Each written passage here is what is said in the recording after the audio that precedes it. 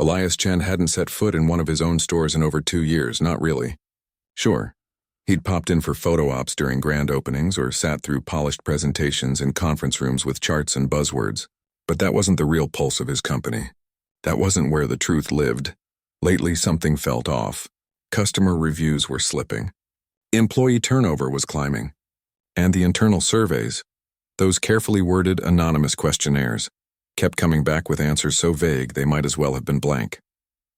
Everything's fine, they'd say. No concerns, but Elias knew better. When people are truly fine, they don't sound so careful. He'd built Nova Retail from a single storefront into a chain of over 60 locations, all selling practical, well-designed home goods, kitchen tools, storage bins, cozy throws, nothing flashy, just things that made daily life a little easier. He'd always prided himself on running a fair shop, treating employees like people, not cogs. But now, sitting in his quiet corner office high above the city, he wondered if that pride had blinded him.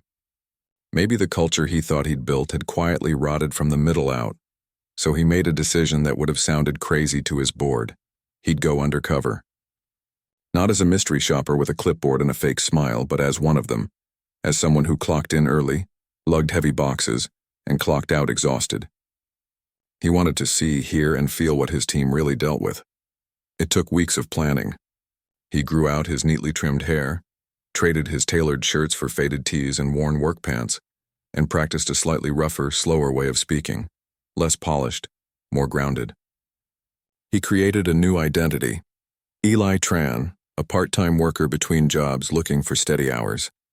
With help from a trusted HR director who swore secrecy, he applied to store No. 47 in a quiet Ohio suburb under that name, using a borrowed ID and a clean background check. No one questioned it. Stores like this were always hiring. On his first morning, he arrived before sunrise. The parking lot was nearly empty except for a couple of dented sedans and an old pickup truck. The back entrance smelled of cardboard cleaning solution and stale coffee. A woman in a red vest, name tag reading Lena, assistant manager, glanced at his paperwork, barely looked up, and pointed to a row of lockers. "Change into this," she said, handing him a stiff navy blue uniform shirt. "Stockroom's through that door. Derek'll show you what to do." Derek turned out to be a broad-shouldered man in his 40s with a permanent frown and a voice that carried like a warning. He didn't smile when Elias introduced himself as Eli. Just nodded once and said, "You're on box duty. Unload the truck, scan it in, stack it by aisle. Don't break anything. Don't lose anything. And don't talk unless someone asks you a question." It was grueling work. The delivery truck had arrived half frozen, and the boxes, some heavy with ceramic dishes, others awkwardly shaped with vacuum-sealed bedding, had to be moved fast before the store opened. Elias's arms burned, his lower back ached, and sweat glued his shirt to his skin despite the chilly morning air. But he kept his head down, worked steadily, and watched.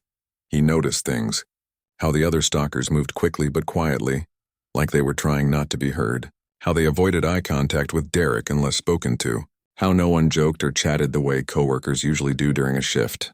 Even during the short break, they sat apart, sipping coffee in silence. At lunch, he sat alone on a milk crate near the loading dock, unwrapping a plain turkey sandwich he'd brought from home. A young woman with tired eyes and a faded tattoo on her wrist lingered nearby, pretending to sort price tags. After a moment, she glanced around and whispered, "You knew?" "Yeah," Elias said, keeping his voice low. "First day," she nodded slowly. "Just don't ask too many questions, especially about inventory or schedules." "Why not?" he asked, genuinely curious. She gave a small, humorless laugh. "Let's just say Derek doesn't like troublemakers." She didn't say more, just walked away, glancing over her shoulder once before disappearing into the store. That night, after clocking out, Elias drove home in silence. His body ached in places it hadn't since college. But it wasn't the physical exhaustion that stuck with him. It was the atmosphere. The store wasn't just busy or understaffed. It felt tense, controlled, like everyone was holding their breath. Over the next few days, he kept working, kept listening. He learned the rhythm of the place. The early rush of deliveries, the mid-morning lull, the afternoon chaos when shoppers flooded in after school and work. He saw how Derek barked orders not loudly, but with a sharpness that made people flinch. He saw how a cashier got her schedule cut after she asked for clarification on a policy change. He saw how a veteran stalker, a man in his 50s with kind eyes, suddenly stopped speaking up during team huddles. One afternoon, while sorting clearance items, Elias noticed something strange. A batch of kitchen timers, clearly past their expiration date for returns, had been relabeled with new clearance stickers and placed back on the floor. When he asked a co-worker about it, the man quickly shook his head. "Not our call," he muttered. "Just do what you're told," but Elias couldn't unsee it. This wasn't just about efficiency or cost-cutting. It felt like corners were being cut in ways that hurt both customers and employees, and anyone who noticed was being silenced. He started paying closer attention to the little things. The way Derek lingered near the time clock, watching who punched in late, how he'd pull people aside for quick talks that left them pale and quiet, how no one ever mentioned HR, not even in passing. By the end of the week, Elias knew he'd found what he was looking for, but it wasn't just a problem. It was a pattern, and it was happening under the name of a company he'd built on trust. That night, he sat at his kitchen table, still in his work clothes, staring at his hands, now rougher, nicked with small cuts from cardboard edges. He thought about the young woman with the tattoo, the older stalker who'd gone quiet, the cashier whose hours vanished. They weren't numbers on a spreadsheet. They were people trying to make a living, caught in a system that rewarded silence and punished honesty. And for the first time in years, Elias felt ashamed. Not because he'd failed on purpose, but because he'd assumed things were okay without really checking. He took a deep breath. The undercover work wasn't over. In fact, it was just beginning. Because now he knew someone had to speak up. And if no one else could, maybe it had to be him, but not yet. Not as the CEO. Not until he understood the full picture. So the next morning, he pulled on his uniform again, laced up his worn boots, and walked back into store number 47, just another stockroom helper, hauling boxes, scanning barcodes, and listening closely to the quiet, unspoken stories all around him. The second week in the stockroom felt longer than the first. Elias, still Eli to everyone at store number 47, had settled into the rhythm of the job, but not the silence. It wasn't just quiet. It was heavy, like the air itself was holding its breath. People moved fast, spoke little, and never lingered near Derek unless they had to. One morning, while restocking shelves in the kitchen aisle, Elias overheard two cashiers whispering near the break room door. One of them, a lanky guy with a nervous laugh, said, "I swear, if I get written up one more time for being 2 minutes late, I'm out." The other, a woman with tired eyes and chipped nail polish, just shook her head. "Don't even say that out loud. You know how he is." Elias kept stacking mugs, pretending not to listen, but he caught the way they glanced toward the manager's office before walking away, shoulders tense. Later that day, during a rare lull, he found himself next to a young woman named Marisol. She worked the register most days, but sometimes helped in the back when things got busy. She was quick, efficient, and always polite, even when customers were rude. But there was a wariness in her eyes, like she was used to bracing for impact. They were both sorting through a bin of mismatched storage containers when she finally spoke, voice low. "You ask a lot of questions for a new guy." Elias shrugged, keeping his tone casual. "Just trying to figure things out. Don't want to mess up?" She gave a small, knowing smile. "Smart." Then, after a pause, she added, "But some things, it's better not to know." He didn't push, just nodded and kept working. But later, when they were alone near the expired clearance rack, where dented boxes and last season items gathered dust, she stopped him. "See those timers?" she asked, pointing to the same batch Elias had noticed before. "They were supposed to be trashed weeks ago. Returns expired. But Derek put them back on sale with new stickers." "Why?" Elias asked. "Because corporate's breathing down his neck about shrinkage," she said quietly. "If too much gets written off, his bonus takes a hit. So he fudges the numbers, moves stuff around, changes labels. Nobody's supposed to notice, and if they do," she looked away, "then they cause problems, and people who cause problems don't last." That night, Elias couldn't sleep. He kept thinking about what she'd said. Not just the dishonesty, but the fear behind it. This wasn't just about cutting corners. It was about control. And the cost wasn't just financial, it was human.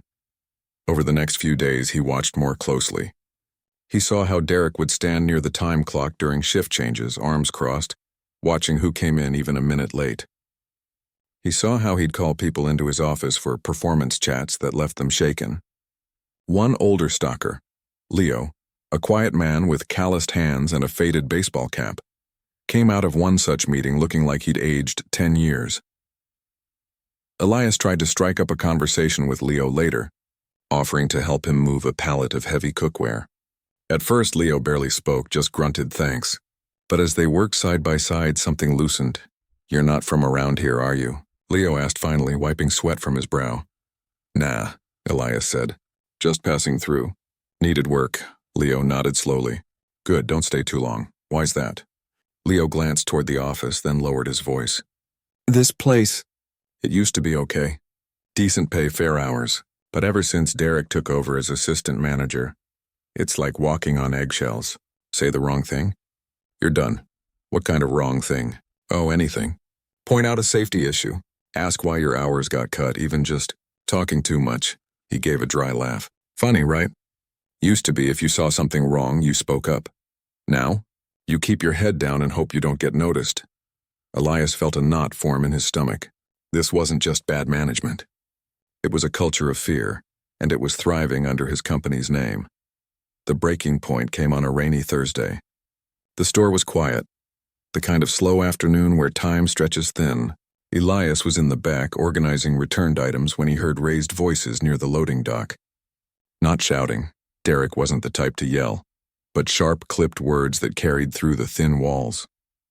Curious, Elias edged closer, pretending to check a delivery manifest. Through a gap in the stacked boxes, he saw Derek standing close to Leo, who looked pale and stiff. "I don't care if you think it's unfair," Derek was saying, voice low but firm. "You sent that note to HR. We know it was you." Leo's eyes widened. "I didn't." "Don't lie," Derek cut in. "Anonymous or not, the timing matches. You think they're gonna protect you? They don't care, but I do. And people who go behind my back, they don't belong here." Leo swallowed hard. I wasn't getting paid for overtime. I worked the hours. The system didn't log it. And you couldn't come to me?" Derek's voice dripped with false concern. "Instead, you went over my head? That's not how we do things." There was a long silence. Then Leo nodded, barely.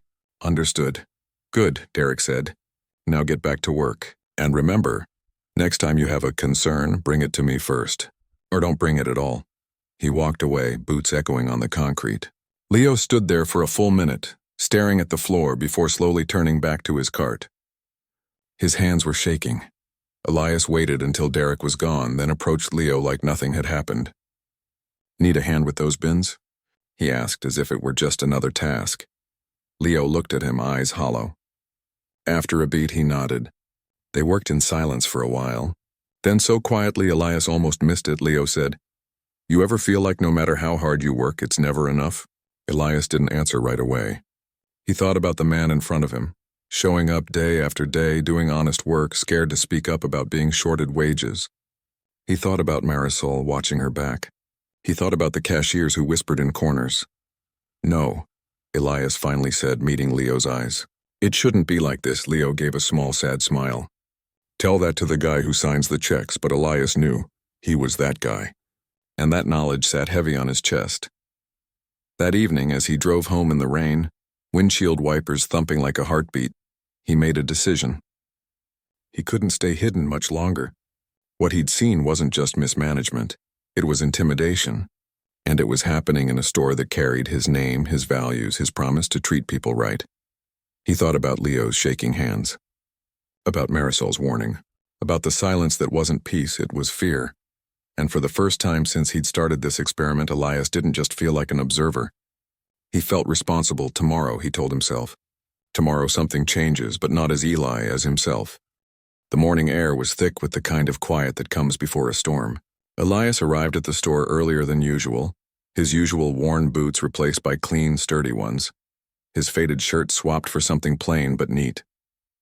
He still looked like a stockroom worker, just one who decided to show a little more pride in his appearance.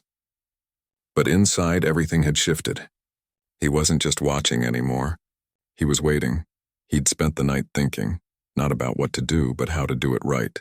He couldn't just storm in as the CEO and start firing people.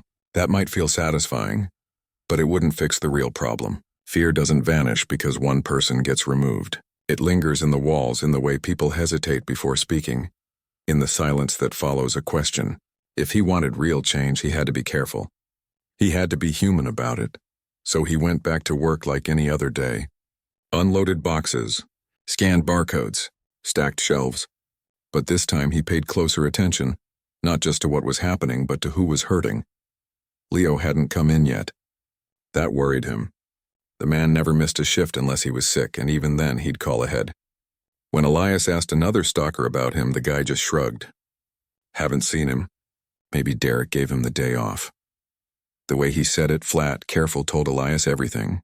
It wasn't a day off. It was punishment. Later, near the break room, Elias overheard two cashiers talking in hushed tones. Did you hear? Leo's schedule got wiped clean for the rest of the month. Again? Yeah. Supposedly performance issues. But everyone knows it's because he sent that note to HR. Elias's jaw tightened. So Derek wasn't just threatening, he was acting. Cutting hours, isolating people, making examples out of anyone who dared to speak up. And HR? Either they hadn't received the note or they'd ignored it. Either way, the system had failed. He thought about confronting Derek right then. But he stopped himself. If he did it as Eli, he'd just become another target. And if he disappeared now, no one would ever know what really happened. He needed proof, not just for himself, but for the people who'd been too scared to speak. So he kept working. And listening. That afternoon, while sorting returns, he noticed something else. A young woman, new to the team, barely out of high school, was struggling with a heavy box of cookware. She winced as she lifted it, clearly in pain. Elias moved to help, but before he could, Derek appeared. You okay there? Derek asked, voice smooth, almost kind. She nodded quickly. Yeah, I'm fine. You sure? You look like you're hurting. I just twisted my wrist a little yesterday. It's nothing. Derek smiled, but it didn't reach his eyes. Well, if you can't handle the job, maybe this isn't the right place for you. We need people who can keep up. The girl's face went pale. No, I can do it, really. Good, he said, patting her shoulder like a teacher praising a child. Just don't let it slow you down. He walked away. The girl stood there, gripping the box like it was the only thing holding her up. Elias stepped in quietly. Here, he said, taking the box from her. Let me get that. She looked like she might cry. Thanks, she whispered. You didn't twist your wrist yesterday, did you? He asked gently. She shook her head. Last week. I told Derek I needed to see a doctor. He said if I took time off, I'd lose my weekend shifts, so I didn't go. Elias felt a quiet rage simmering under his ribs. This wasn't management. This was manipulation. Using people's need for a paycheck to keep them silent, exhausted, and afraid to ask for basic care. By the end of the shift, Elias had made up his mind. He couldn't wait any longer. Leo was being punished. The new girl was being pushed past her limits. And no one felt safe enough to say a word. That night, he called his head of HR and the regional operations lead. He didn't explain everything over the phone, just enough to get them on a plane first thing in the morning. Be at store number 47 by 9 a.m., he said. And don't tell anyone why you're coming. The next morning, Elias didn't show up in his stockroom uniform. He wore dark jeans, a simple button-down shirt, and the kind of calm that comes from knowing exactly what you have to do. He parked his car around back, out of sight, and waited. At 8:55 a.m., the HR director and regional manager pulled into the lot. They looked nervous. This wasn't standard procedure. Elias met them by the loading dock. Thanks for coming, he said. Before we go in, I need you to listen more than you talk. And whatever you see today, believe it. They nodded, still unsure. At 9 a.m. sharp, Elias walked through the front doors of store number 47. The store was just opening. A few early shoppers browsed the aisles. Cashiers powered up registers. In the back, stockers were finishing their morning setup, and Derek was standing near the coffee station sipping from a travel mug, looking like he owned the place. Then he saw Elias. For a second, his face went blank. Then recognition flickered, followed by confusion, then something darker. Fear. Elias didn't stop. He walked straight to the center of the store, where a small bulletin board hung near the employee entrance. He turned to face the staff gathering for their morning huddle. Most of them froze when they saw him. Some squinted, trying to place him. Others, like Marisol, went pale. "Good morning," Elias said, his voice calm but clear. "My name is Elias Chen. I'm the founder and CEO of Nova Retail." A ripple went through the room. Someone gasped. Another dropped a price gun. "For the past 2 weeks," he continued, "I've been working here as a stockroom helper, under a different name, watching, listening." He paused. "Let it sink in. I saw things I never expected to see in a store that carries my name. I saw good people working hard but scared to speak up. I saw someone punished for reporting missing overtime. I saw safety concerns ignored. I saw fear used as a tool to keep people quiet." He looked directly at Derek, who stood rigid, face tight. "That ends today." Then Elias did something unexpected. He turned to the staff.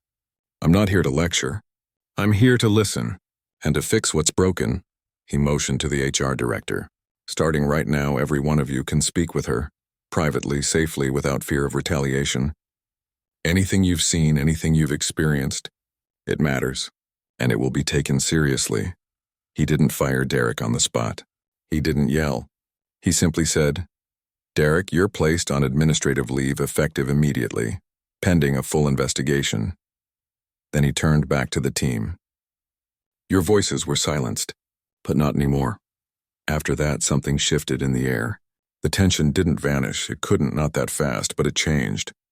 It wasn't the heavy silence of fear anymore. It was the fragile quiet of hope. Marisol was the first to speak. What happens now?" "Now," Elias said, "we rebuild. Together." He stayed the rest of the day, not in the office, but on the floor. He restocked shelves alongside the team. He helped a customer find a replacement lid for a broken container.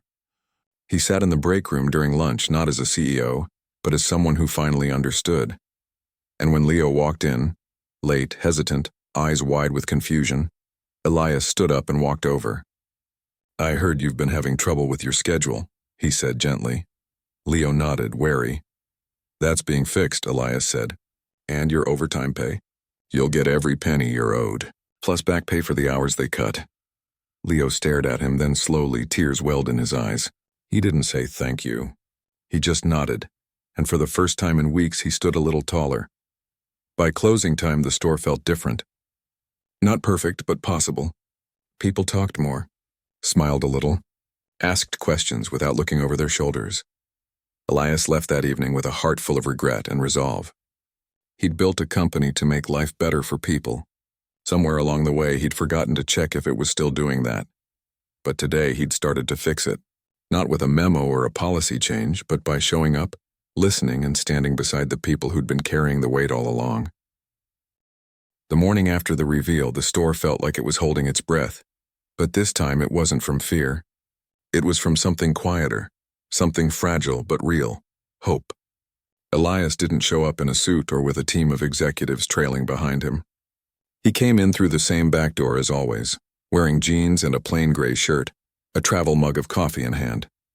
He nodded at the security guard, exchanged a small smile with the overnight cleaner, and walked straight to the break room like he belonged there, which, in a way, he finally did.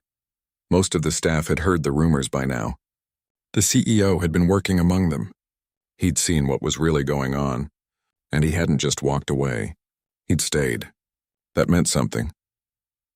By mid-morning, the HR director was still in the tiny office near the stockroom, meeting one-on-one with employees. No managers present. No notes shared with supervisors. Just a safe space to speak. People lined up, not out of obligation, but because for the first time they believed someone might actually listen. Elias didn't hover. He gave them space. Instead, he rolled up his sleeves and went back to work. He helped unload a delivery of bath towels, sorted mismatched dish sets, and even ran the floor buffer when the usual guy called in sick. He wasn't doing it for show. He was doing it because he finally understood. Leadership isn't about giving orders from above. It's about standing beside people when things get hard. Around lunchtime, Marisol approached him near the seasonal aisle, where they were clearing out summer items to make room for fall. She looked nervous but determined. "Can I ask you something?" she said, glancing around. "Of course," Elias said, setting down a bin of pool floats. Why did you do it?" "Go undercover, I mean." Most bosses would have just sent an email or hired a consultant. He thought for a moment. Because I stopped hearing the truth, he said honestly. People tell executives what they think we want to hear. But in the stockroom, in the break room, in the quiet moments, you hear what's really going on. I needed to remember what this job actually feels like. Not the reports. Not the numbers. The human part, she nodded slowly. You know, a lot of us thought you didn't care. I did care, he said. I just forgot to prove it. Later that afternoon, Leo showed up for his shift, his full schedule restored, thanks to a quick call Elias had made that morning. He moved slower than usual, still carrying the weight of weeks of stress, but his shoulders weren't hunched anymore. When he saw Elias stacking bins near the back, he paused. You don't have to do that, Leo said. I know, Elias replied, but I want to. They worked in comfortable silence for a while. Then Leo spoke again, voice low. I sent that note to HR 3 times. Never got a reply. I figured it didn't matter. It mattered, Elias said.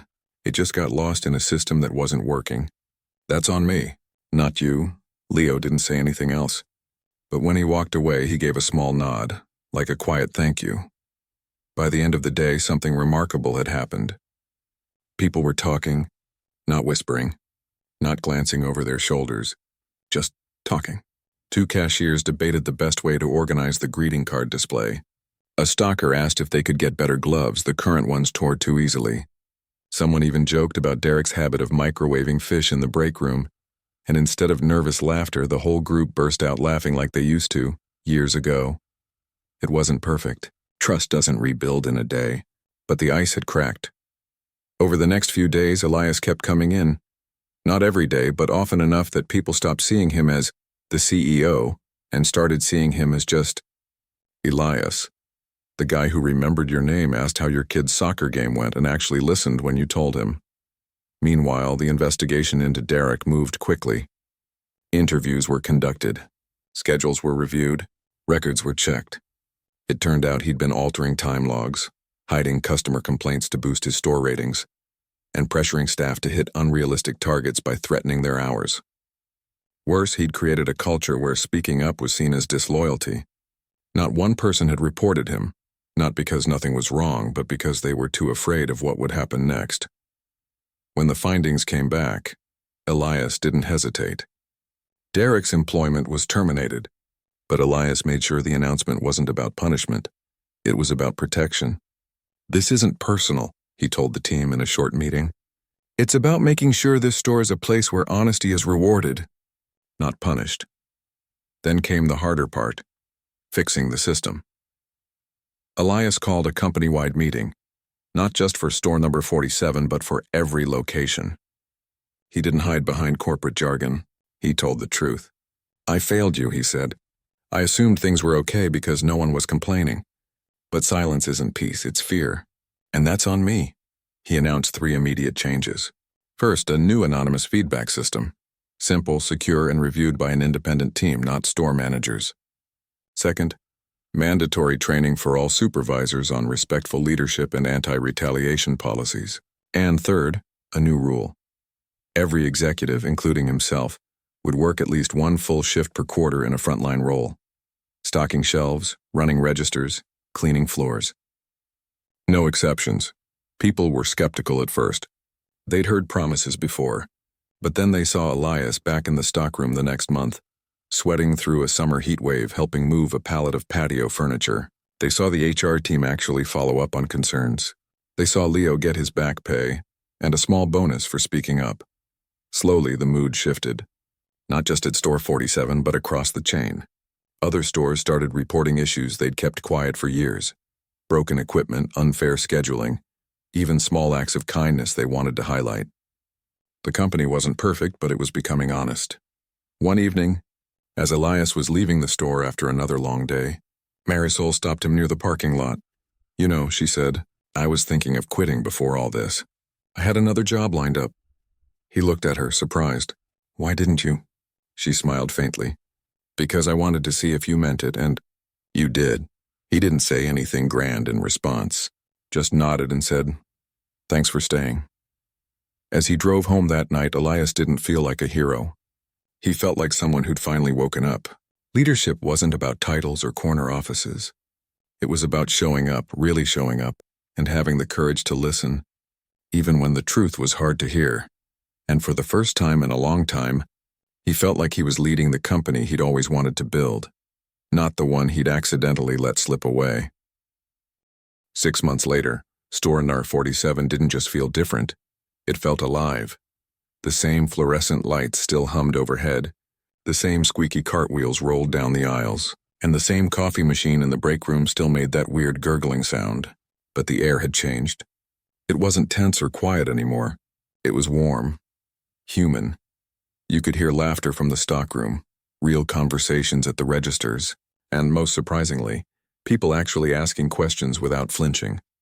Elias hadn't planned to come back so soon. He'd been traveling to other stores, rolling out the new Walk the Floor program, meeting teams, listening, adjusting. But something pulled him back to this place, the store where everything had shifted. He walked in on a Tuesday morning, not in disguise, not as a surprise, just as himself. No fanfare.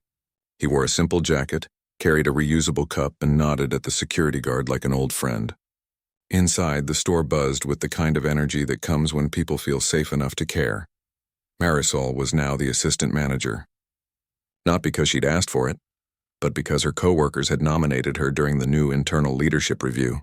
She ran the morning huddle with calm fairness, asking for input, listening to concerns, even laughing when someone joked about the mystery meat in the break room fridge. She didn't bark orders. She built trust, and it showed. Leo was still in the stockroom, but he stood taller now. He'd been promoted to shift lead, and instead of keeping his head down, he was the one checking in on new hires, showing them the right way to lift heavy boxes, making sure no one worked through pain just to keep their hours. He'd even started a small suggestion board near the time clock. What's one thing we can fix this week? And people actually wrote on it. Elias spent the morning helping reorganize the home organization aisle. He worked alongside a young employee who'd just started last month, someone who'd never known the store under Derek's rule. She chatted easily about her college classes, asked Elias if he'd ever worked retail before. He smiled and said once or twice, and didn't once glance toward the manager's office like she was being watched. That, more than anything, told Elias how far they'd come. Later, during lunch, he sat with a few team members in the break room. No one treated him like a CEO. They passed him a bag of chips, complained about the rain, and debated whether the new eco-friendly trash bags were actually strong enough. It was ordinary, and that was the point. After lunch, Marisol pulled him aside. "We've got something to show you," she said. Eyes bright, she led him to the back office, now redesigned with an open door policy and a small feedback corner with a locked suggestion box and a tablet linked directly to corporate HR. But that wasn't what she wanted him to see. On the wall hung a simple, framed photo, the entire Store 47 team, taken on a sunny Saturday after a store-wide cleanup day. Everyone was smiling, not the stiff pose kind, but real relaxed grins. Even Leo had his arm around a new stalker like a mentor. At the bottom, someone had written in marker, "We speak up, we show up. We belong here." Elias felt a lump in his throat. "It's not perfect," Marisol said softly, "but it's honest," he nodded. "That's all I ever wanted." Over the next few weeks, the ripple from Store NAR 47 spread further than anyone expected. A local news outlet picked up the story, not as a scandal, but as a rare example of a company choosing people over profits. They interviewed staff with permission, highlighted the new policies, and even showed footage of Elias restocking shelves alongside his team. The piece went viral, not in a flashy, clickbait way, but in the quiet, meaningful way that makes people say, "I wish my boss did that." Other companies started asking about Nova Retail's model, not for the PR, but for the practice. Internally, the changes stuck. The anonymous feedback system received hundreds of notes, not just complaints, but ideas, better breakroom snacks, more flexible shift swaps, even a request for a small plant in the stockroom to make it feel less like a dungeon. Most were implemented within weeks. And the walk the floor policy? It became the most talked about part of company culture. Executives who'd spent years in boardrooms found themselves learning how to run a register or assemble a shelving unit. Some hated it at first, but almost all admitted it changed how they saw their decisions. One regional director told Elias, "I used to think cutting staff hours was just a number on a spreadsheet. Now I see the person behind it, and I think twice." That was the real win. Back at store number 47, turnover dropped to its lowest in years. Customer satisfaction scores climbed, not because of fancy promotions, but because employees were finally proud of where they worked. They helped shoppers with genuine care, not robotic scripts. They fixed problems before they escalated. They owned their space. One afternoon, as Elias was leaving after another shift, a customer stopped him near the exit. "Excuse me," she said, holding a bag of kitchen towels. "Are you the owner?" "I am," he said. She smiled. "I just wanted to say this store feels different lately. Like people actually want to be here. It makes me want to shop here more." He thanked her, but her words stayed with him, because that was the whole point. Business wasn't just about moving product. It was about creating spaces where people, both employees and customers, felt respected, seen, and valued. That night, Elias sat at his kitchen table again, like he had months ago. But this time his hands weren't sore from cardboard cuts. His heart wasn't heavy with regret. It was full. He opened his laptop and typed a short note to the entire company. 6 months ago, I went undercover because I'd lost touch with the truth. What I found wasn't just problems, it was people who deserved better. Thanks to your courage, your honesty, and your willingness to believe change was possible, we're building something real. Keep speaking up. Keep showing up. This is just the beginning." He hit send. The next morning, he got dozens of replies, not from executives, but from cashiers, stockers, cleaners, and shift leads across the country. One simply said, "Thank you for listening," and that, more than any profit report or press headline, was the measure of success. Because in the end, a company isn't its logo or its bottom line. It's the people who show up every day, and whether they feel like they matter. At store number 47 and now in stores across the chain, they finally did. And Elias? He kept showing up too, not as a hero, not as a savior, but as a human being who'd learned the hardest and most important lesson of all. Leadership isn't about being above the team. It's about being part of it.